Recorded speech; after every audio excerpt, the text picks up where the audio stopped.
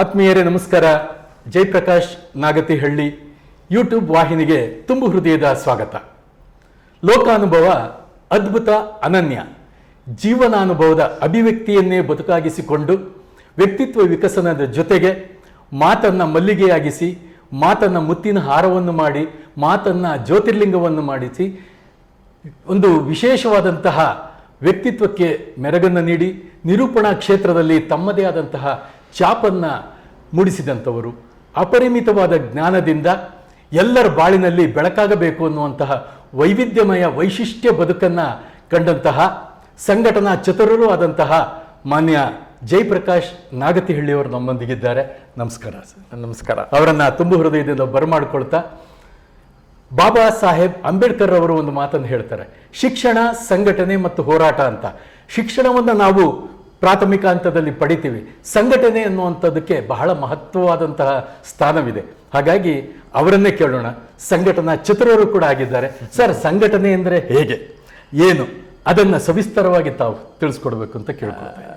ನಾವು 4 ಜನ ಒಟ್ಟುಗೂಡಿ ಒಂದು ಉದ್ದೇಶಕ್ಕೆ ಪ್ರತಿನಿಧಿಸಿ ನಾವು ಭಾಗಿಯಾಗೋದಿದೆಯಲ್ಲ, ನಾವೆಲ್ಲರೂ ಒಂದು ಅಂತ, ಅದನ್ನೇ ಸಂಘಟನೆ ಅಂತೀನಿ. ಸರ್ ಹೇಳೋ ಒಂದು ಮಾತಿನಲ್ಲಿ ನಾವು ಎಲ್ಲರಿಗಾಗಿ, ಎಲ್ಲರೂ ನಮಗಾಗಿ ಅನ್ನುವಂಥ ಒಂದು ಸಹಕಾರ ಮನೋಭಾವ, ಎಲ್ಲರನ್ನು ಒಗ್ಗೂಡಿಸಿಕೊಂಡು ನಡೆಯುವಂಥ ಮನೋಭಾವ, ಅದನ್ನು ನಾವು ಸಂಘಟನೆ ಅಂತ ಹೇಳ್ಬೋದು ಅಂತಾರೆ. ಈ ಸಂಘಟನಾ ಚತುರತೆ ನಿಮಗೆ ಯಾವ ಹಂತದಲ್ಲಿ, ವಿದ್ಯಾರ್ಥಿ ಹಂತದಲ್ಲಿ ಬಂತೆ ಅಥವಾ ಉದ್ಯೋಗಕ್ಕೆ ಬಂದ ನಂತರ ಬಂತೆ? ಈ ಸಂಘಟನೆಯನ್ನು ಮಾಡಬೇಕು ಅನ್ನುವಂಥದ್ದು ತಮ್ಮ ಮನಸ್ಸಿನಲ್ಲಿ ಯಾವಾಗ ಮೂಡ್ತು, ಹೇಗೆ ಮೂಡ್ತು ಸರ್? ಅದು ಹೇಗೋ ಕಾಲೇಜು ದಿನಗಳಲ್ಲೇ ನಾನು ಸಂಘಟನೆಗಳಲ್ಲಿ ಭಾಗಿಯಾಗ್ತಾ ಶುರು ಮಾಡಿದೆ. ಅಲ್ಲಿ ಸುಮ್ಮನೆ ಕಾಲೇಜ್ ಅಷ್ಟೇ ಅಲ್ಲ, ಬೇರೆ ಬೇರೆ ಚಟುವಟಿಕೆಗಳಿದ್ದಾಗ ನನ್ನ ಸಂಜೆಯ ಸಮಯ ವಿನಿಯೋಗ ಆಗಲಿ ಅಂತ ಬಯಸ್ತಾ ಬಂದೆ. ಹಾಗಾಗಿ ಒಂದಕ್ಕೊಂದು ಕೊಂಡಿಯಾಗಿ ಬೇರೆ ಬೇರೆ ಸಂಘಟನೆಗಳ ಒಂದು ಪರಿಚಯ ಆಗಿ ಇಡೀ ಬದುಕನ್ನು, ಸಮಾಜವನ್ನೇ ನನಗೆ ಪರಿಚಯಿಸಿತು ಅಂತ ಹೇಳೋದಕ್ಕೆ ಇಷ್ಟಪಡ್ತೇನೆ. ಸಂಘಟನೆ ಅಂದ ತಕ್ಷಣ ನಮಗೆ ನೆನಪಾಗೋದು ಒಂದು ಜೇನುಗೂಡು. ಒಂದು ಜೇನುಗೂಡು ವಿವಿಧ ಪುಷ್ಪಗಳಿಂದ ಸಂಗ್ರಹಿಸಿದಂತಹ ಮಧುವನ್ನು ತಂದು ಜೇನುತುಪ್ಪವನ್ನಾಗಿ ಮಾಡಿಸುತ್ತೆ. ಹಾಗೆ ಸಮಾಜದ ವೈವಿಧ್ಯಮಯ ಕ್ಷೇತ್ರಗಳಲ್ಲಿರುವಂಥ ವೈವಿಧ್ಯಮಯ ವ್ಯಕ್ತಿತ್ವದ ಎಲ್ಲ ಯುವ ಮನಸ್ಸುಗಳನ್ನು, ಯುವ ಜನತೆಯನ್ನು, ಸಾಮಾನ್ಯ ಜನತೆಯನ್ನು ಒಗ್ಗೂಡಿಸಿ ಸಂಘಟನೆ ಮಾಡುವಂಥದ್ರಲ್ಲಿ ತಾವು ಯಶಸ್ಸನ್ನು ಕಂಡಿದ್ದೀರಾ ಅಂತ ಅಂದ್ಕೋತೀನಿ. ಯಾಕೆ ಅಂತಂದರೆ, ತಾವು ಯುವ ಬರಹಗಾರರ ಕಲಾವಿದರ ಬಳಗದ ಅಧ್ಯಕ್ಷರಾಗಿ 10 ವರ್ಷಗಳ ಕಾಲ, ಅಂದರೆ 1991ರಿಂದ 2001ರವರೆಗೆ ತಾವು ಅಧ್ಯಕ್ಷರಾಗಿ ಸೇವೆ ಮಾಡ್ತೀರಿ. ಆ 10 ವರ್ಷಗಳ ಒಂದು ದಶಕದ ಸೇವೆ ತಮಗೆ ಏನೆಲ್ಲ ತಂದುಕೊಡ್ತು, ಹೇಗಿತ್ತು ಅನುಭವ? ಒಂದು ಯುವಜನತೆಯ ಬೇರೆ ಬೇರೆ ಆಗಿನ ಮನಸ್ಥಿತಿ ನನಗೆ ಅರ್ಥ ಆಯಿತು. ಅಷ್ಟೇ ಅಲ್ಲ, ಅನೇಕ ದೊಡ್ಡ ದೊಡ್ಡ ಕಲಾವಿದರು, ಸಾಹಿತಿಗಳನ್ನು ಪರಿಚಯ ಮಾಡಿತು. ಸರ್ಕಾರದ ಜೊತೆಗೆ ಒಡನಾಟ ಮಾಡುವಂತಹ ಒಂದು ಯುವ ಸಂಘಟನೆಯ ಪ್ರತಿ ಶುಕ್ರವಾರದ ಸಾಂಸ್ಕೃತಿಕ ಸಂಜೆ ಕಾರ್ಯಕ್ರಮ 10 ವರ್ಷಗಳ ಕಾಲ ನನ್ನ ಶುಕ್ರವಾರದ ಸಂಜೆಗಳು ಅದಕ್ಕೆ ಮೀಸಲಾಗಿತ್ತು. ಇನ್ನು Indian Council for Cultural Relations ಒಂದು ಭಾಗ ಆಗಿದ್ದರಿಂದ ಪ್ರಪಂಚದ ಯಾವುದೇ ನೃತ್ಯ, ಸಾಂಸ್ಕೃತಿಕ ಕಾರ್ಯಕ್ರಮ ಬಂದರೆ ನನಗೆ ಪಾಸ್ ಬರ್ತಾಯಿತ್ತು. ನಾನು 95% ಪ್ರೋಗ್ರಾಮ್ಸ್ ಅಟೆಂಡ್ ಮಾಡಿಬಿಟ್ಟು ಬೆಂಗಳೂರಲ್ಲೇ ಇದ್ಕೊಂಡು ಇಡೀ ಪ್ರಪಂಚ ಹೇಗಿದೆ ಅಂತ ಅರ್ಥ ಮಾಡ್ಕೊಂಬಿಟ್ಟೆ. ರಷ್ಯನ್ ಸರ್ಕಸ್ಸು, ಬ್ಯಾಲೆಯಿಂದ ಹಿಡಿದು ಬೇರೆ ಬೇರೆ ದೇಶದ ಸಂಗೀತ, ನೃತ್ಯ, ನಾಟಕ, ಈ ಎಲ್ಲ ಪ್ರಕಾರಗಳ ಪರಿಚಯ ಆಯಿತು. ಒಂದು ಈ ಪ್ರತಿ ಶುಕ್ರವಾರದ ಸಾಂಸ್ಕೃತಿಕ ಸಂಜೆ ಕಾರ್ಯಕ್ರಮ ಹೇಳಿದ್ನಲ್ಲ, ಅದು ನಮ್ಮದು ಒಂದು ಯುವ ಸಂಘಟನೆ. ಒಂದು ರಾಜ್ಯ, 2 ರಾಜ್ಯ ಸರ್ಕಾರಗಳು, ಅಂದರೆ ರಾಜ್ಯ ಯುವಜನ ಸೇವಾ ಮತ್ತು ಕ್ರೀಡಾ ಇಲಾಖೆ ಮತ್ತು ಕನ್ನಡ ಸಂಸ್ಕೃತಿ ಇಲಾಖೆ. ಒಂದು ಕೇಂದ್ರ ಸರ್ಕಾರದ್ದು, ಅದು Indian Council for Cultural Relations. ಆ ಹಿರಿಯ ಚೇತನಗಳು, ಅಧಿಕಾರಿಗಳ ಜೊತೆಗೆ ಈ ಕಾರ್ಯಕ್ರಮಕ್ಕೆ ಆಯ್ಕೆ ಮಾಡುವ ಪ್ರಕ್ರಿಯೆ 3 ತಿಂಗಳಿಗೊಂದು ಮೀಟಿಂಗ್ ನಡೀತಾ ಇತ್ತು. ಈ ಸಂದರ್ಭದಲ್ಲಿ ನಾನು JW ಲೋಬೋ ಅಂತ ICCR ಡೈರೆಕ್ಟರ್ ಆಗಿದ್ದರು, ಮತ್ತು ಡಾಕ್ಟರ್ PS ರಾಮಾನುಜಮ್ ಅಂತ ದಿಗ್ಗಜರ ಜೊತೆ ಹಲವಾರು ಸಮಯಗಳನ್ನು ಕಳೆಯುವ ಒಂದು ಸಂದರ್ಭ, ಸದವಕಾಶ ನನಗಾಗಿತ್ತು. ಅನೇಕ ಶಿಬಿರಗಳನ್ನು ನಾನು ಆಯೋಜಿಸಿದ್ದೆ. Mime show, theatre show, painting workshop, mime workshops, ಸಾಂಸ್ಕೃತಿಕವಾದ ಅನೇಕ ಕಾರ್ಯಕ್ರಮಗಳು, ಕವಿಗೋಷ್ಠಿಗಳು, ದೊಡ್ಡ ದೊಡ್ಡ ಕವಿಗಳನ್ನು ಕರ್ಕೊಂಬರುವಂಥದ್ದು ವೇದಿಕೆಗೆ. ನಿಮಗೆ ಆಶ್ಚರ್ಯ ಆಗ್ಬೋದು, ನಾನು 50 ರೂಪಾಯಿಯಿಂದ ಆಗಿನ ಕಾಲದಲ್ಲಿ 30-40 ಸಾವಿರ ರೂಪಾಯಿವರೆಗೂ ಕಾರ್ಯಕ್ರಮನ ಆಯೋಜನೆಗೆ ಖರ್ಚು ಮಾಡ್ತಾ ಇದ್ದೆ. ನಮಗೆ ಯವನಿಕಾ ಹಾಲು, ಸೆಕೆಂಡ್ ಫ್ಲೋರಲ್ಲಿ ಇನ್ನೊಂದು ಕಾನ್ಫರೆನ್ಸ್ ಹಾಲು, ಇದನ್ನೆಲ್ಲ ಉಚಿತವಾಗಿ ಕೊಡ್ತಾಯಿದ್ರು. ಸೊ ಸಣ್ಣ ಪುಟ್ಟ ಪ್ರಿಂಟೌಟ್ಗಳಿಂದನೇ ಮಾಡಿ ಪ್ರೋಗ್ರಾಮ್ ಕರೆದುಬಿಟ್ಟಿದ್ದೀನಿ. ಪೋಸ್ಟ್ ಕಾರ್ಡ್ಗಳಲ್ಲೇ ಒಂದು 50-100 ಜನಕ್ಕೆ ಬರೆದುಬಿಟ್ಟು ಪೋಸ್ಟ್ ಕಾರ್ಡ್ಗಳಲ್ಲಿ ಹಂಚಿ ಕಾರ್ಯಕ್ರಮನ ಆರ್ಗನೈಸ್ ಮಾಡಿದ್ದೇನೆ. ಒಟ್ಟು ಒಂದು 500 ಕಾರ್ಯಕ್ರಮಗಳನ್ನು ಈ ಸಮಾಜಕ್ಕೆ ನೀಡಿದ್ದೀನಿ ಅನ್ನೋವಂಥ ಒಂದು ಸಂತೋಷ ನನಗಿದೆ.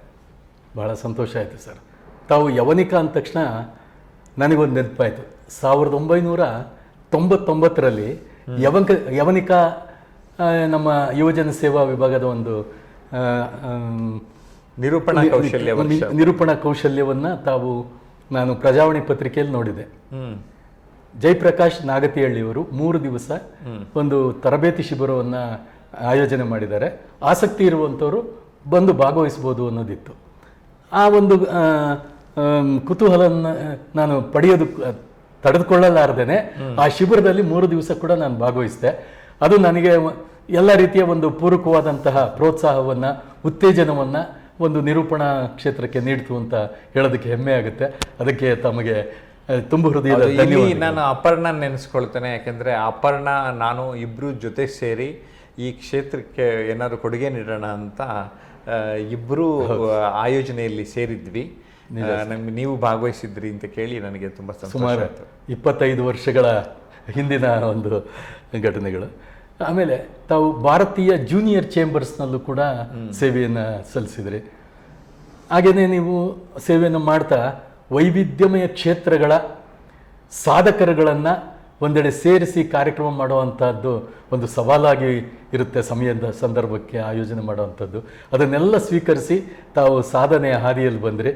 ಹಾಗೆ ವೈವಿಧ್ಯಮಯ ಕ್ಷೇತ್ರಗಳು ಅಂತ ಹೇಳಿದ್ರೆ ಜೂನಿಯರ್ ಚೇಂಬರ್ಸ್ ಆಗಿ ಒಂದೊಂದೇ ಸಂಘಟನೆ ಬಗ್ಗೆ ಮಾತಾಡೋಣ. ಸರಿ, ಈಗ ಭಾರತೀಯ ಜೂನಿಯರ್ ಚೇಂಬರ್ ಆ ಒಂದು ಸಂಸ್ಥೆಗೆ ಸೇರೋದಕ್ಕೆ ನನ್ನ ಸ್ನೇಹಿತ ಒಬ್ಬ TG ಆನಂದ್ ಅಂತ ಬಲವಂತ ಮಾಡಿ ಸೇರಿಸಿದ್ರು. ಅದು ಎಲ್ಲಿವರೆಗೆ ಅಂದರೆ ನಾನು ಆತಂಗಿನ ಮುಂಚೆ ನಾನು ಅಧ್ಯಕ್ಷ ಆಗಿಬಿಟ್ಟೆ. ಅದಾದಮೇಲೆ ನನಗೆ ಆ ಸಂಸ್ಥೆನಲ್ಲಿ ನಡೀತಾ ಇರೋ ಟ್ರೈನಿಂಗ್ ಪ್ರೋಗ್ರಾಮ್ಗಳಲ್ಲಿ ಆಸಕ್ತಿ ಬಂದು ನಾನೊಬ್ಬ ತರಬೇತುದಾರ ಆಗಬೇಕು ಅಂತ ನನಗೆ ಅನ್ನಿಸ್ತು. ಸೊ ಆಗಿಂದ ವಲಯ ಮಟ್ಟದ ಫಸ್ಟ್ ಸ್ಪೀಚ್ ಕ್ರಾಫ್ಟ್ ಅಂತ ಟ್ರೈನಿಂಗ್ ಇರುತ್ತೆ, ಆಮೇಲೆ ವಲಯ ಮಟ್ಟದ zone trainer, national level trainer 1, 2, ಆಮೇಲೆ ಇಂಟರ್ನ್ಯಾಷನಲ್ ಟ್ರೈನರ್, ಎಕ್ಸೆಲ್ ಗ್ರ್ಯಾಜುಯೇಷನ್ ಅಂತ. ಸೊ ನಾನು 96ಇಂದ 2004ವರೆಗೆ 8 ವರ್ಷ ಟ್ರೈನಿಂಗ್ ಲರ್ನಿಂಗ್ ಜರ್ನಿನ ಮಾಡಿ 2004ನಲ್ಲಿ ಅಮೆರಿಕನ್ ಯೂನಿವರ್ಸಿಟಿ ನನಗೆ JCI ಯೂನಿವರ್ಸಿಟಿಯಿಂದ ಅಂತಾರಾಷ್ಟ್ರೀಯ ತರಬೇತುದಾರ ಅಂತ ಒಂದು ಪ್ರಮಾಣ ಪತ್ರ ಕೊಟ್ಟರು. ಸಂತೋಷದ ವಿಷಯ. ಅಲ್ಲಿವರೆಗೆ ಆಯಿತು. ಜೊತೆಗೆ 2 ವರ್ಷ ನಾನು ವಲಯದಲ್ಲಿ ಅಧಿಕಾರಿ ಅಂತೀವಿ, ಝೋನ್ ಆಫೀಸರ್ಸ್ ಅಂತ 2 ವರ್ಷ ಸೇವೆ ಸಲ್ಲಿಸಿದೆ. ಅಂದರೆ ಆಡಳಿತದಲ್ಲಿ ಅಧ್ಯಕ್ಷನಾಗಿ 1 ವರ್ಷ, ವಲಯಾಧಿಕಾರಿಯಾಗಿ 2 ವರ್ಷ ಸೇವೆ ಸಲ್ಲಿಸಿ ಆ ಸಂಸ್ಥೆಯ ಋಣವನ್ನು ತೀರಿಸೋದಕ್ಕೆ ಪ್ರಯತ್ನ ಪಟ್ಟೆ. ಆದರೆ ತರಬೇತುದಾರನಾಗಿ ಸಮಾಜದ ಋಣವನ್ನು ತೀರಿಸ್ತಾ ಇದ್ದೇನೆ. ಸಂತೋಷದ ಮಾತು ಸರ್. ಸಂಘಟನೆ ಅನ್ನುವಂಥದ್ದು ಹಿರಿಯರು ಹೇಳ್ತಾ ಇರ್ತಾರೆ, ಹೊತ್ತವರಿಗೆ ಗೊತ್ತು ನೆತ್ತಿಯ ಭಾರ ಅಂತ. ಹಾಗೆ ಸಂಘಟನಾ ಚತುರತೆ ಅನ್ನೋದಿದೆಯಲ್ಲ, ಬಹಳ ಕಷ್ಟಕರವಾದದ್ದು. ಸಮಯ ಸಂದರ್ಭಕ್ಕೆ ಎಲ್ಲರನ್ನೂ ಕೂಡ ಸಂಪರ್ಕ ಮಾಡಬೇಕು, ಅವರನ್ನೆಲ್ಲ ಸೇರಿಸಬೇಕು, ಮತ್ತು ನಮ್ಮ ಕಾರ್ಯವ್ಯಾಪ್ತಿಯನ್ನು ಅವರಿಗೆ ತಿಳಿಸಿ ಎಲ್ಲರೂ ಕೂಡ ಸಹಭಾಗಿತ್ವದಲ್ಲಿ ದುಡಿಯುವಂಥ ಒಂದು ಕಾರ್ಯವನ್ನು ತಾವು ಹೊಣೆ ಹೊತ್ತಿರ್ತೀರ. ಹಾಗಾಗಿ ಸಂಘಟಕನಿಗೆ ಬಹಳವಾದ ಸಂಘಟನೆ ಅನ್ನೋದಕ್ಕಿಂತ ಸಂಕಟ ಅನ್ನೋದ್ರಿಂದನೇ ಸಂಘಟನೆ ಅಂತ ನನ್ನ ವೈಯಕ್ತಿಕ ಅಭಿಪ್ರಾಯ. ಇದನ್ನೆಲ್ಲ ನೀವು ನಿರ್ವಹಿಸಿರ್ತೀರಾ? ಅದು ಆರಂಭ ದಿನದಲ್ಲೇ ನಾನೊಂದು 10ರಿಂದ 15 ವರ್ಷ ಎಲ್ಲ ಸಂಘಟನೆಗಳಲ್ಲಿ ಸೇರಿದ್ರಿಂದ ಅದು ಆ ಸಂಕಟಗಳು ನಮ್ಮನ್ನ ಮೌಲ್ಡ್ ಮಾಡುತ್ತೆ.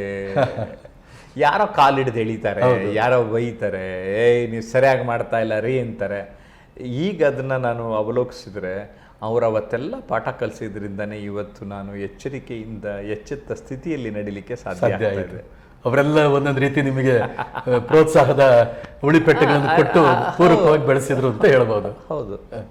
ಇನ್ನು ಭಾರತೀಯ ವಿದ್ಯಾಭವನದಲ್ಲಿ ತಾವು ಈ ಕಾರ್ಯಕ್ರಮ ನಿರೂಪಣಾ ಮಂಡಳಿಯ ಸದಸ್ಯರಾಗಿ ಕೂಡ ಸೇವೆ ಸಲ್ಲಿಸ್ತೀರಾ.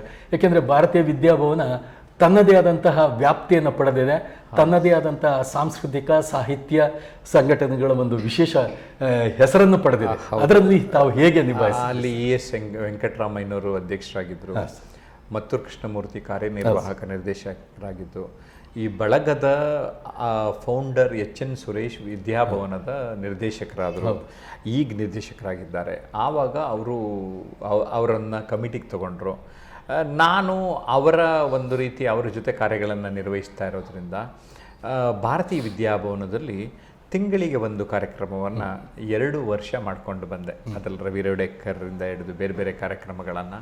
ಆದರೆ ಇಲ್ಲಿ ಮುಖ್ಯವಾಗಿ ನೆನೆಯಬೇಕಾಗಿರೋದು ಕೂರ್ಗ್ ಫೌಂಡೇಶನ್ ವತಿಯಿಂದ ಮಡಿಕೇರಿ, ವಿರಾಜಪೇಟೆ, ಗೋಣಿಕೊಪ್ಪಲು 3 ಊರಿನಲ್ಲಿ 10 ದಿನದ ಶಿಬಿರಗಳು ನಡೀತಾ ಇತ್ತು.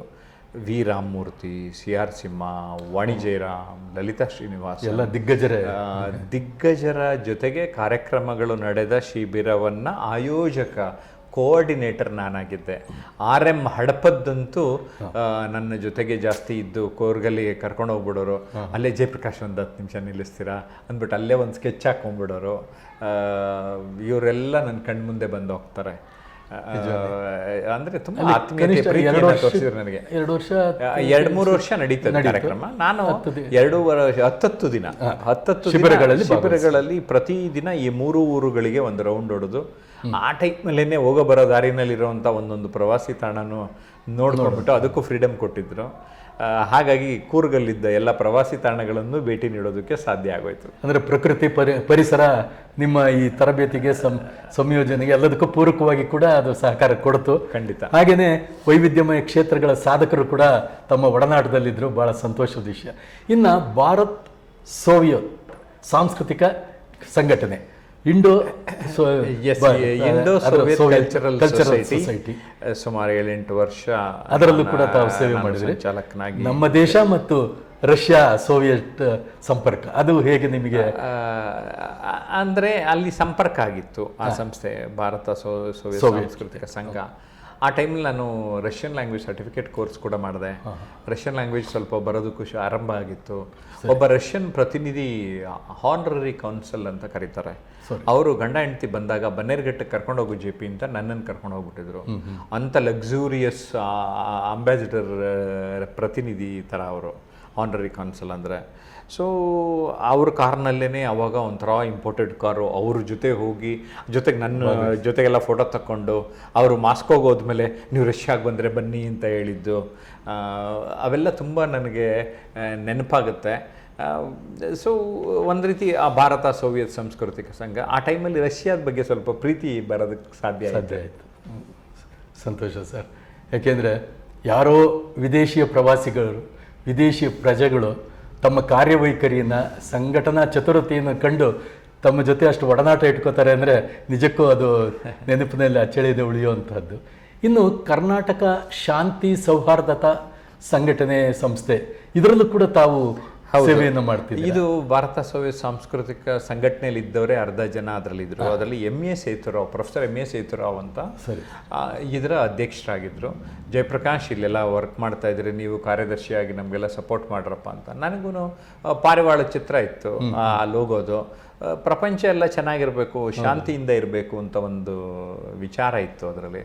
ನಂಗೆ ಆಶ್ಚರ್ಯ ಆಗ್ತದೆ, ನಾನು ನಮೀಬಿಯಾ ದಿನಾಚರಣೆ ಆಚರಿಸೋ ಸಂದರ್ಭದಲ್ಲಿ ಬರ್ಗೂರು ರಾಮಚಂದ್ರಪ್ಪ, JK ಗೋವಿಂದರಾವ್ ಜೊತೆ ನಾನು ನಮೀಬಿಯಾ ಬಗ್ಗೆ ಮುಖ್ಯ ಅತಿಥಿಯಾಗಿ ಮಾತಾಡಿದ್ದೆ. ನಾನು ಐ ಥಿಂಕ್ ಅರೌಂಡ್ 1995-96 ನನಗೆ ಅವಾಗ ಸಂಘಟನೆಯಲ್ಲಿ ಇದ್ದಿದ್ದರಿಂದ ಅವರಿಬ್ಬರು ಆಗಲೇ ದಿಗ್ಗಜರು, JK ಗೋವಿಂದರಾವ್, ಬರ್ಗೂರು ರಾಮಚಂದ್ರಪ್ಪ, ಅವ್ರ ಜೊತೆ ನನ್ನನ್ನು ಅತಿಥಿಯಾಗಿ ಮಾಡಿ ನಮೀಬಿಯಾ ಬಗ್ಗೆ ಮಾತಾಡೋದಕ್ಕೆ ಅವಕಾಶ ಕೊಟ್ಟಿದ್ದರು. ಈ ಥರದ ಅವಕಾಶಗಳು ನಮಗೆ ಮುದ ಕೊಡ್ತದೆ, ಖುಷಿ ಕೊಡ್ತದೆ. ಇನ್ನು ಕರ್ನಾಟಕ ಯುವಕ್ ಬಿರಾದಾರಿ ಪೂನಾದಲ್ಲಿ ಒಂದು ಸಂಸ್ಥೆ, ಅದರಲ್ಲಿ ಕೂಡ ನೀವು ಸಂಘಟನೆ ಮಾಡ್ಕೊಂಡು ಆ ಮುಖಾಂತರ ದೆಹಲಿ ಸಮಾವೇಶ ಏನು ಯಾತ್ರೆಗಳನ್ನೆಲ್ಲ ಅಂತ ಮಾಡ್ತೀರಾ? ಆಮೇಲೆ ಗೊತ್ತಾಯ್ತು. ಏನಂದ್ರೆ ಆಗ HD ದೇವೇಗೌಡರು ಪ್ರಧಾನಮಂತ್ರಿ ಆಗಿದ್ರು. ಸೊ ಕರ್ನಾಟಕದ ಸಂಪರ್ಕ ಬೆಳೆಸೋದಕ್ಕೆ ಈ ಸಂಸ್ಥೆಯವರು ಕರ್ನಾಟಕದಲ್ಲೂ ಏನಾದ್ರು ಕಾರ್ಯಕ್ರಮ ಮಾಡೋಣ ಅಂದ್ಬಿಟ್ಟು ಯೋಚನೆ ಮಾಡ್ತಾ ಇದ್ರು. ಯಾಕೆಂದ್ರೆ ದಕ್ಷಿಣ ಭಾರತದ ಆಗ ಒಂದು ಕಾರ್ಯಕ್ರಮ ಡೆಲ್ಲಿಗೆ ಬನ್ರಿ ಅಂದ್ರು. ದೇವೇಗೌಡರು ಮೈನ್ ಮುಖ್ಯ ಪ್ರಧಾನಮಂತ್ರಿಯಾಗಿ ಭಾಷಣ ಮಾಡೋದನ್ನ ಡೆಲ್ಲಿನಲ್ಲಿ ನೋಡಿದೆ ನಾನು.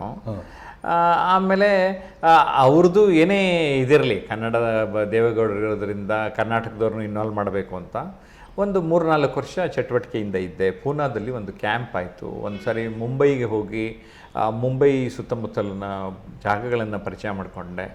ಅಲ್ಲಿ ಏನು ಗಮನಿಸ್ತೆ ಅಂದರೆ, ಒಂದು ರಾಷ್ಟ್ರ ಮಟ್ಟದಲ್ಲಿ ಒಂದು ಸಂಸ್ಥೆ ಕೆಲಸ ಮಾಡಬೇಕಾದ್ರೆ ಹೇಗೆ ಅಧಿಕಾರದಲ್ಲಿರುವವರನ್ನು ಓಲೈಸುತ್ತಾ ಅಥವಾ ಅವರ ಕಣ್ಣಿಗೆ ಬೀಳುತ್ತಾ ನಾವು ನಿಮ್ಮ ರಾಜ್ಯದಲ್ಲಿ ಇದ್ದೇವೆ ಎನ್ನುವುದನ್ನು ಬಿಂಬಿಸಿಕೊಂಡು ಚಟುವಟಿಕೆಗಳನ್ನು ಮಾಡ್ತಾರೆ ಎನ್ನುವುದು ಆವಾಗ ನನಗೆ ಅರಿವಾಯಿತು.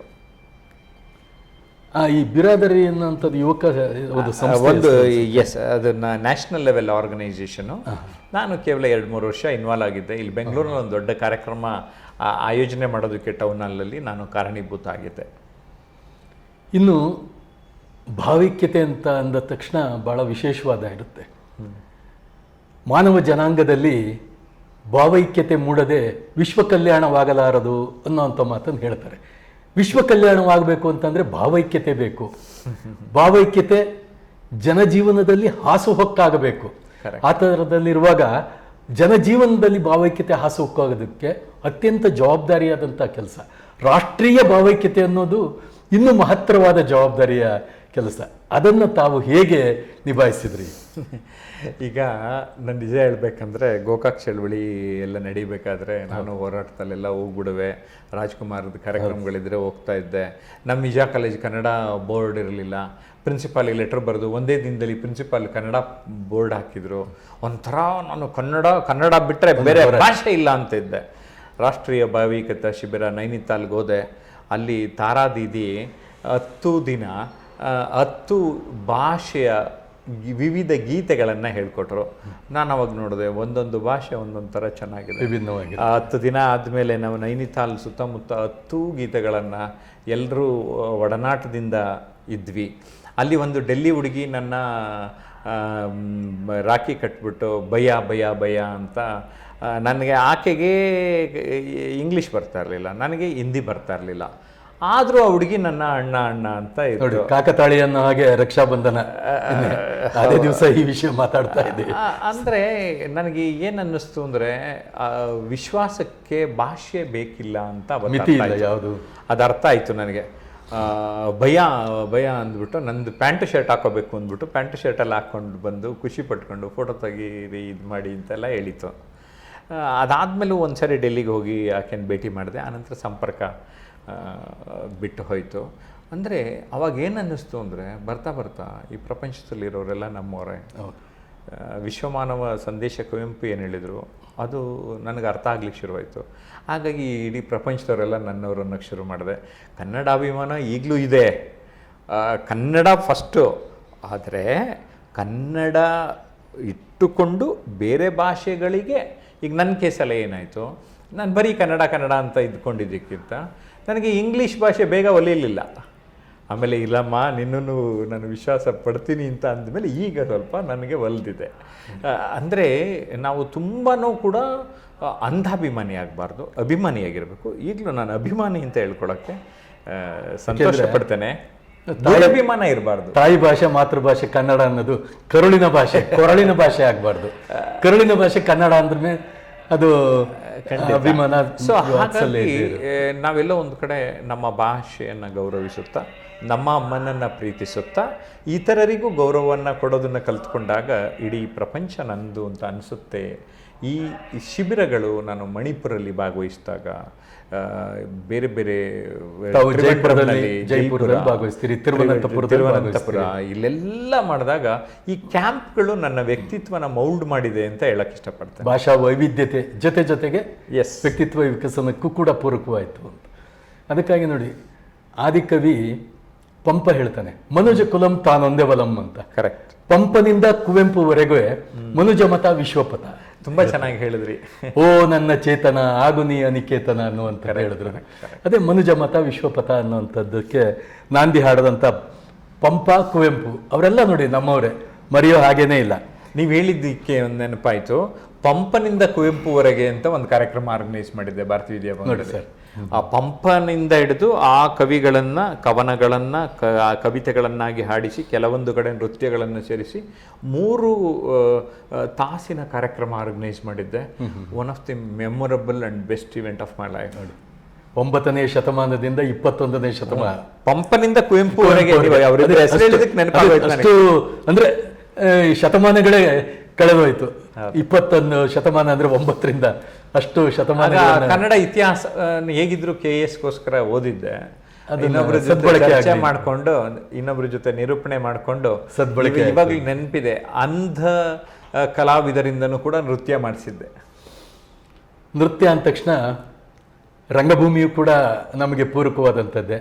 ಸಂಚಯ ನಾಟಕ ತಂಡದಲ್ಲಿ ತಾವು ಸಂಘಟಕರಾಗಿ ಅತ್ಯುತ್ತಮವಾದ ರಂಗ ಕಲಾ ಸೇವೆಯನ್ನು ಕೂಡ ತಾವು ಮಾಡ್ತೀರಾ, ಅದು ಹೇಗಿತ್ತು ಸರ್? ನನ್ನ ಕ್ಲೋಸ್ ಫ್ರೆಂಡ್ ಗಣೇಶ್ ಶೆಣೈ ಸಂಚಯ ತಂಡದಲ್ಲಿ ಆರಂಭಿಕ ಸದಸ್ಯರಾಗೋದಕ್ಕೆ ನನಗೂ ಆಹ್ವಾನ ನೀಡಿದರು. ಸರಿ. ಆ ಸಂಚಯದ ಆರಂಭಿಕ ಸದಸ್ಯರಲ್ಲಿ ನಾನು ಒಬ್ಬ. ಮಳೆ ನಿಲ್ಲುವವರೆಗೆ ಅನ್ನುವ ನಾಟಕದಲ್ಲಿ ನಾನು, ನನಗನ್ಸುತ್ತೆ 19-20ನೇ ವಯಸ್ಸಿನಲ್ಲಿ 75 ವರ್ಷದ ಮುದುಕನ ರೋಲ್ ಮಾಡಿದ್ದೆ ಆ ನಾಟಕದಲ್ಲಿ. ಆ ಟೈಮಲ್ಲಿ ಸರಿಯಾಗಿ ಜ್ವರ ಬೇರೆ ಬಂದ್ಬಿಟ್ಟಿತ್ತು, ನನಗೆ ಸ್ವಲ್ಪ ವೀಕು ಆಗಿದ್ದೆ.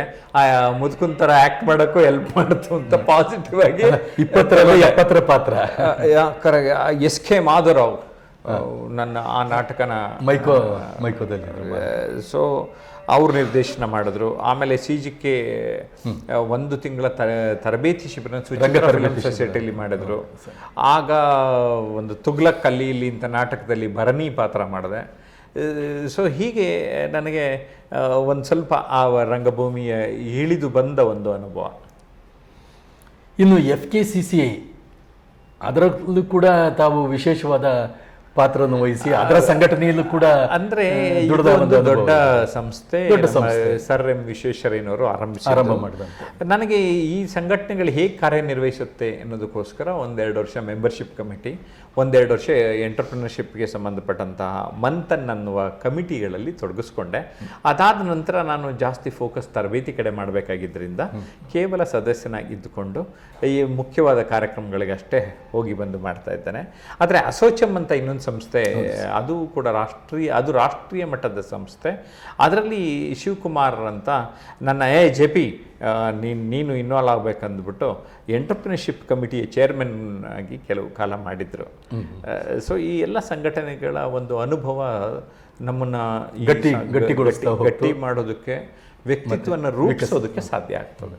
ಇನ್ನು ರೋಟರಿ ಸಂಸ್ಥೆ, ಅದು ವಿಶಾಲವಾದ ವ್ಯಾಪ್ತಿಯನ್ನು ಪಡೆದಂತಹ ರೋಟರಿ ಸಂಸ್ಥೆ. ಆ ರೋಟರಿ ಸಂಸ್ಥೆಯಲ್ಲೂ ಕೂಡ ತಾವು KP ನಾಗೇಶ್ ಅವಾಗ ಯುನೀಕ್ ಸೆಕ್ಯೂರಿಟಿ ಸರ್ವಿಸಸ್ನಲ್ಲಿ ನನಗೆ ತರಬೇತಿಯನ್ನು ಕೊಡ್ತಾ ಇದ್ರು. ಅವರು ಸಲಹೆ ನೀಡಿದ್ರು, JP ಜಾಯ್ನ್ ಆಗು ರೋಟ್ರಿಗೂ ಕೂಡ ಅಂತ. ನಾನು JP ನಗರ್ ರೋಟರಿ ಕ್ಲಬ್ಗೆ ಸದಸ್ಯನಾದೆ. ನಾನು ಸುಮಾರು ಕಡೆ ಕಾರ್ಯಕ್ರಮಗಳನ್ನು ಮಾಡಿದೆ ಮತ್ತು ಶಾಲಾ ಕಾಲೇಜುಗಳಲ್ಲಿ ತರಬೇತಿನೂ ಕೂಡ ಮಾಡಿದೆ. ಅದಾದ ನಂತರ ನನಗೆ ಸಂಘಟನೆಯಿಂದ ಗ್ರ್ಯಾಜುಲಿ ಸ್ವಲ್ಪ ನನ್ನ ಪ್ರೊಫೆಷನಿಗೆ ಫೋಕಸ್ ಮಾಡೋಕ್ಕೋಸ್ಕರ ಅವನ್ನೆಲ್ಲ ಕಡಿಮೆ ಮಾಡ್ಕೊಂಡು ಬಂದೆ. ಇದನ್ನೆಲ್ಲ ನೀವು ಹಂತ ಹಂತವಾಗಿ ಬರೋದಕ್ಕೆ ಮುಂಚೆ ತಾವು ಸರ್ಕಾರದ ವಾಣಿಜ್ಯ ಇಲಾಖೆಯ ಉದ್ಯೋಗಿ ಕೂಡ ಆಗಿದ್ರಿ. ಅಲ್ಲಿ ಕನ್ನಡ ಸಂಘದ ಆರಂಭಿಕ ಸದಸ್ಯತ್ವ ಮತ್ತು ಅಧ್ಯಕ್ಷತೆಯ ಸ್ಥಾನದವರೆಗೂ ತಾವು ಹುಟ್ಟು ಹಾಕಿದ್ರಿ. ಅದನ್ನ ವಾಣಿಜ್ಯ ಇಲಾಖೆಯ ಕನ್ನಡ ಸಂಘ ಹಾಕಿದ್ದು ಅನ್ನೋದಕ್ಕಿಂತ ಇದು ಚಿಂತನೆ DV ದಾಶರಥಿ ಅಂತ. ಡೈಲಿ ನಾವು ಮೀಟ್ ಆಗ್ತಾ ಇದ್ವಿ ಕಾಫಿ ಕುಡಿಯೋಕ್ಕೆ, ಮಧ್ಯಾಹ್ನ ಊಟ ಮಾಡಿ ಒಂದು ವಾಕ್ ಸಣ್ಣದಾಗಿ ಹೋಗೋದಕ್ಕೆ.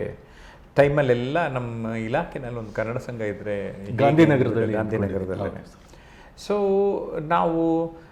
ನಾನು ಆತನಿಗೆ ಸಪೋರ್ಟ್ ಮಾಡಿದೆ, ಪ್ರೇರಣೆ ನಿಮ್ದು. ಮತ್ತು ನಾನು ಮತ್ತು ಆತ ಇಬ್ಬರು ಆಫೀಸ್ ಬೇರರ್ ಆಗಬಾರದು ಅಂತಲೂ ಕೂಡ ಆಲೋಚನೆ ಮಾಡಿ ಬೇರೆಯವರಿಗೆ ಮೋಟಿವೇಟ್ ಮಾಡಿ ಈಗಾಗಲೇ 25 ವರ್ಷ ಆಯ್ತದು ಸಂಸ್ಥೆ ಆರಂಭ ಆಗಿ. ತುಂಬ ಪ್ರಬುದ್ಧಮಾನವಾಗಿ ವಾಣಿಜ್ಯ ತೆರಿಗೆ ಇಲಾಖೆ ಕನ್ನಡ ಸಂಘ ಬೆಳೆದಿದೆ ಅಂತ ಹೇಳೋದು ಖುಷಿ ಪಡ್ತೀನಿ. ಇಷ್ಟೆಲ್ಲ ಅನುಭವಗಳ ಜೊತೆಗೆ ಜನ್ಮ ನೀಡಿದ ತಾಯಿ ಜನನಿ ಜನ್ಮಭೂಮಿ ಸ್ಯ ಸ್ವರ್ಗಾದಪಿ ಗರಿಯಿಸಿ ಅಂತ ಹೇಳ್ತಾರೆ. ನೀವು ಎಷ್ಟು ವಿದೇಶಗಳನ್ನು ಸುತ್ತಿರ್ಬೋದು, ವಿದೇಶಿಯರ ಜೊತೆ ಒಡನಾಟದಲ್ಲಿರ್ಬೋದು, ವೈವಿಧ್ಯಮಯ ಭಾಷೆಗಳ ಒಡನಾಟ ಇರ್ಬೋದು, ಆದರೆ ತಾಯಿಯ ಕರುಳಿನ ಭಾಷೆ, ತಾಯಿಯ ಕೊರಳಿನ ಭಾಷೆ ಕನ್ನಡ ಕನ್ನಡ ಕನ್ನಡ. ಮಂಡ್ಯ ಜಿಲ್ಲೆಯ ನಾಗಮಂಗಲ ತಾಲೂಕಿನ ನಾಗತಿಹಳ್ಳಿಯ ಜಯಪ್ರಕಾಶ್ ನಾಗತಿಹಳ್ಳಿಯವರು ನಾಗಮ್ಮ ಫೌಂಡೇಶನ್ ಅವರ ಸಂಸ್ಥಾಪಕರಾಗಿ ಈ ಪ್ರತಿಷ್ಠಾನದ ವತಿಯಿಂದ ಸಾಕಷ್ಟು ಜನಕಲ್ಯಾಣ, ಜನೋಪಯೋಗಿ ಮತ್ತು ಮಾರ್ಗದರ್ಶನ ನೀಡುವಂತಹ, ವ್ಯಕ್ತಿತ್ವ ವಿಕಸನದ ತರಬೇತಿ ನೀಡುವಂತಹ ವೈವಿಧ್ಯಮಯ ಸೇವೆಗಳನ್ನು ಮಾಡ್ಕೊಂಬಂದ್ರಿ. ಇದನ್ನೆಲ್ಲ ಮಾಡಬೇಕು ಅನ್ನೋವಂಥದ್ದು ತಮಗೆ ಹೇಗೆ ಬಂತು ಮತ್ತು ಮಾತೃಶ್ರೀಯವರಿಗೆ ಗೌರವ ಸಮರ್ಪಣೆಯನ್ನು ಕೂಡ ಇದ್ರ ಮುಖಾಂತರ ಮಾಡ್ತಾ ಇದ್ದೀರಾ. ಸವಿಸ್ತಾರವಾಗಿ ಇದನ್ನು ಹೇಳಬೇಕು ಅಂತ ಕೇಳ್ತಾ ಇದ್ದೀನಿ. ಸರ್, ನಾನು ಅನಿರೀಕ್ಷಿತ ಸಂದರ್ಭದಲ್ಲಿ ನಮ್ಮ ತಾಯಿನ ಕಳ್ಕೊಂಡಾಗ ಅದನ್ನು ಸ್ವೀಕರಿಸೋ ಮಟ್ಟದಲ್ಲಿ ಇರಲಿಲ್ಲ. ನನ್ನ ತಾಯಿನ ನಾನು ಜೀವಂತವಾಗಿ ನೋಡಬೇಕು, ಏನು ಮಾಡ್ಬೋದು ಸಕಾರಾತ್ಮಕವಾಗಿ ಅಂತ ಆಲೋಚನೆ ಮಾಡಿದಾಗ ಒಂದು ಫೌಂಡೇಶನ್ ಮಾಡಿ ಅದರ ಮೂಲಕ ಚಟುವಟಿಕೆಗಳನ್ನು ಮಾಡೋದು ಅದಕ್ಕೆ ಸರಿಯಾದ ಮಾರ್ಗ ಅಂತ ಅಂದುಕೊಂಡು ನಾನು ಆರಂಭ ಮಾಡಿ, ಆಗಾಗ ನಾನು ಏನು ಉಚಿತವಾದ ಕೆಲವೊಂದು ಕಾರ್ಯಕ್ರಮಗಳನ್ನು ಮಾಡ್ತೇನೆ, ಅದೆಲ್ಲವನ್ನು ನನ್ನ ತಾಯಿ ಹೆಸರಲ್ಲಿ ಮಾಡ್ತಾನೆ. ಕೆಲವು ಸರ್ಕಾರಿ ಯೋಜನೆಗಳನ್ನು ಮಾಡಿದೆ. ಆ ಸರ್ಕಾರಿ ಯೋಜನೆಗಳನ್ನು ಕೂಡ ನಾಗಮ್ಮ ಫೌಂಡೇಶನ್ ಮೂಲಕ ಮಾಡಿದಾಗ, ನಾಗಮ್ಮ ಫೌಂಡೇಶನಿಂದ ಯಾರೋ ಬಂದಿದ್ದಾರೆ ಅಂದರೆ ನನಗೇನೋ ಒಂಥರ ನಮ್ಮಮ್ಮ ಜೀವಂತ ಇದ್ದಾರೆ ಅಂತ ಅನಿಸುತ್ತೆ. ಜೊತೆಗೆ ವರ್ಷಕ್ಕೊಂದು ಗ್ರ್ಯಾಟಿಟ್ಯೂಡ್ ಅಂತ ಪ್ರೋಗ್ರಾಮ್ ಮಾಡ್ಕೊಂಬಂದಿದ್ದೇನೆ. ಈಗ 2004ರಲ್ಲಿ ಆರಂಭ ಆಯಿತು. ಈಗ 2024-20 ವರ್ಷ ಆಗಿದೆ ಸಂಸ್ಥೆ. ನನಗನ್ಸುತ್ತೆ ಸುಮಾರು ಒಂದು 250 ಜನಕ್ಕೆ ನಾವು ಸನ್ಮಾನ ಗೌರವ ಮಾಡಿದ್ದೇವೆ, ಪ್ರಶಸ್ತಿಗಳನ್ನು ನೀಡಿದ್ದೇವೆ. ಅದರಲ್ಲಿ ಕೆಲವರಿಗೆ ಪದ್ಮಶ್ರೀ, ಡಾಕ್ಟರೇಟ್, ಬೇರೆ ಬೇರೆ ಪ್ರಶಸ್ತಿಗಳ ಆನಂತರ ಬಂದಿರೋದು ನನಗೆ ಖುಷಿ ಕೊಟ್ಟಿದೆ. ಎಲೆಮರೆಕಾಯಿ ಆಗಿರುವ ಅನೇಕರನ್ನ ಅಲ್ಲಿ ಗುರುತಿಸಿ ಒಂದು ಪರಿಚಯ ಮಾಡಿಕೊಟ್ಟ ಒಂದು ಸಂತೃಪ್ತಿ ನನಗಿದೆ. ತುಂಬ ದೊಡ್ಡ ಸಾಧನೆ ಮಾಡೋಕ್ಕಾಗಿಲ್ಲ. ಏನಕ್ಕೆ ಅಂದರೆ ಬೇರೆ ಯಾವುದೋ ಒಂದು ಈಗ ಇನ್ಫೋಸಿಸ್ ಥರದ ಆರ್ಗನೈಸೇಷನ್ ಆದರೆ ಅದರಲ್ಲಿ ಬಂದಿರೋ ದುಡ್ಡು CSR ಇಡ್ತಾರೆ, ಇನ್ಫೋಸಿಸ್ ಫೌಂಡೇಶನ್ ಮಾಡ್ತಾರೆ. ಸುಮಾರು ಜನಕ್ಕೆ ಆಶ್ಚರ್ಯ ಆಗಿದೆ, ಈತ ದೊಡ್ಡ ಏನು ಶ್ರೀಮಂತನ ಒಂದು ಫೌಂಡೇಶನ್ ಮಾಡಿದ್ದಾರೆ ಅಂತೆಲ್ಲ ಮಾತಾಡಿದ್ದಾರೆ. ಶ್ರೀಮಂತಿಕೆ, ಹೃದಯ ಶ್ರೀಮಂತಿಕೆ ಬೇಕು, ಹಣದ ಶ್ರೀಮಂತಿಕೆ. ಈಗ ಸುಮಾರು ಜನ ಕೇಳ್ತಾ ಇದ್ದವ್ರಿಗೆ ಈ ಉತ್ತರ ಇದೇ ಉತ್ತರ. ನನ್ನಲ್ಲಿ ಹೃದಯ ಶ್ರೀಮಂತಿಕೆ ಇದ್ದಿದ್ದರಿಂದ ನನ್ನ ಕೈನಲ್ಲಿ ಏನಾಗುತ್ತೋ ಅದು ಸಮಾಜಕ್ಕೆ ಮಾಡಬೇಕು ಅಂತ ಮಾಡ್ತಾನೆ. ಇಷ್ಟು ಮಾಡ್ತೀವೋ ಅಷ್ಟು ಮಾಡ್ತೀವೋ, ಆದರೆ ಮಾಡ್ತಾ ಇದ್ದೀನಿ, ಮಾಡಬೇಕು ಅನ್ನೋ ಮನಸ್ಸಿದೆಯಲ್ಲ, ಅದಕ್ಕೆ ನಾನು ನೋಡಿ ಗೌರವಿಸಿ ಅಂತ ಹೇಳೋಕ್ಕೆ ಇಷ್ಟಪಡ್ತೇನೆ. ಅದಕ್ಕೆ ಹೇಳ್ತಾರೆ ಸರ್, ದೊಡ್ಡವರ ದೇಹವದು ಅಳಿದರೇನಂತೆ, ಅವರ ಆತ್ಮ ನುಡಿಗಳದು ಎಂದೆಂದಿಗೂ ಅಮರ, ಅವರು ನುಡಿದಂತೆ ನಡೆಯುವುದೇ ನಮ್ಮ ಧರ್ಮ, ಪಡೆಯುವುದು ಅದರಿಂದಲೇ ಶಾಂತಿ ಅವರಾತ್ಮ ಅಂತ ಹೇಳ್ತಾರೆ. ಹಾಗೆ ಮಾತೃ ಹರಕೆಯಂತೆ ಪ್ರತಿದಿನ ಪ್ರತಿ ಕ್ಷಣ ತಾಯಿಯನ್ನು ನೆನಪು ಮಾಡ್ಕೋಬೇಕು ಅನ್ನೋ ಸದುದ್ದೇಶದಿಂದ ನಾಗಮ್ಮ ಫೌಂಡೇಶನನ್ನು ಆರಂಭ ಮಾಡಿ ಅದರ ಮುಖಾಂತರ ಅನೇಕ ಎಲೆಮರೆ ಕಾಯಿ ಅಂತಿರುವಂತಹ ಸಾಧಕರುಗಳನ್ನು ಗುರುತಿಸಿ ತಮ್ಮ ವ್ಯಾಪ್ತಿ ಮೀರಿ ಅವರಿಗೆ ಗೌರವ ಸಮರ್ಪಣೆ ಮಾಡ್ತೀರಾ. ಅದು ನಿಜಕ್ಕೂ ತಾಯಿ ಆತ್ಮ ಇಲ್ಲಿ ನಮ್ಮ ಸುತ್ತಮುತ್ತಲೂ ಇದೆ ಅನ್ನೋದಕ್ಕೆ ಒಂದು ಪೂರಕ. ಯಾರು ಅವನೇನು ಮಾಡಬಲ್ಲ ಅನ್ನೋರಿಗೆ ತಾವು ತಮ್ಮ ಕೃತಿಯಿಂದ, ಮಾತಿಗಿಂತ ಕೃತಿ ಲೇಸುವಂತ ಕೃತಿಯಿಂದನೇ ಉತ್ತರ. ಈ ವರ್ಷ ಸೆಪ್ಟೆಂಬರ್ 22, 2024 ಭಾನುವಾರ ಬೆಳಿಗ್ಗೆ ಕಾರ್ಯಕ್ರಮ ಇರ್ತದೆ. ನೀವು Jayaprakash Nagathihalli YouTube channel, transmission unlimited YouTube ಚಾನಲ್ನ ಸಬ್ಸ್ಕ್ರೈಬ್ ಮಾಡಿದರೆ ನಿಮಗೆ ಅದರ ಮಾಹಿತಿ ಗೊತ್ತಾಗುತ್ತೆ ಅಂತ ತಿಳಿಸೋದಕ್ಕೆ ಇಷ್ಟಪಡ್ತೇನೆ. ಬಹಳ ಸಂತೋಷ ಸರ್. ಸವಿಸ್ತಾರವಾಗಿ ತಾವು ವ್ಯಕ್ತಿತ್ವ ವಿಕಸನ ಜೊತೆಗೆ ಸಂಘಟನಾ ಚತುರರೂ ಆಗಿ ಕೂಡ ಸಂಘಟನೆ ಎಂದರೇನು, ಕಾರ್ಯವ್ಯಾಪ್ತಿ ಏನು, ತಾವಿಲ್ಲೆಲ್ಲ ಸೇವೆ ಸಲ್ಲಿಸಿದಿರ ಅನ್ನೋದನ್ನು ಸಾಕಷ್ಟು ವಿಚಾರಗಳನ್ನು ನಮ್ಮ ವಾಹಿನಿಯ ವೀಕ್ಷಕರಿಗೆ ತಿಳಿಸ್ಕೊಟ್ಟಿದ್ದೀರಾ. ತಮ್ಮ ಈ ಸಹೃದಯತೆಗೆ, ಅವು ತಿಳಿಸಿದ ಈ ವಿಚಾರಗಳಿಗೆ ಮತ್ತು ತಮ್ಮ ಸಮಯಕ್ಕೆ ಎಲ್ಲ ವೀಕ್ಷಕರ ಪರವಾಗಿ ತುಂಬ ಹೃದಯದ ಧನ್ಯವಾದಗಳನ್ನು ಹೇಳ್ತಾ ಇದ್ದೇನೆ. ಬಸವರಾಜ್, ತಾವು ಒಬ್ಬ ನಿರೂಪಕರಾಗಿ, ದೂರದರ್ಶನದ ನಿರೂಪಕರಾಗಿ ನಮ್ಮನ್ನು ಈ ರೀತಿಯ ಒಂದು ಕಾರ್ಯಕ್ರಮಕ್ಕೆ, ನಮ್ಮದೇ ಜಾಗಕ್ಕೆ ನೀವು ಬಂದು ರೆಕಾರ್ಡ್ ಮಾಡೋದಕ್ಕೆ ಹೆಲ್ಪ್ ಮಾಡಿದಿರಿ, ಸಹಾಯ ಮಾಡಿದಿರಿ. Thank you very much. ಇದು ಆತ್ಮೀಯ ಸಂಭಾಷಣೆ ಅಂತ ಹೇಳ್ಕೊಳ್ತಾ ಕಾರ್ಯಕ್ರಮ ಮುಕ್ತಾಯ ಮಾಡೋಣ.